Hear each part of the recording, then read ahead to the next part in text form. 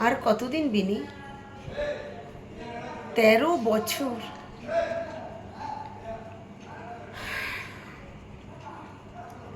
তুই বলিস ও নাকি তোর কথা শুনতে পায়? বিনা উত্তরে আর কতদিন থাকবি তুই?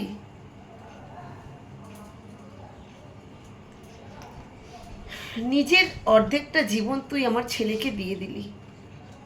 কিছু বছর নিজেও তো বাঁচ। ওর জীবনটা যে তোর জেল হয়ে গেছে বিনি। আমি ওর মা,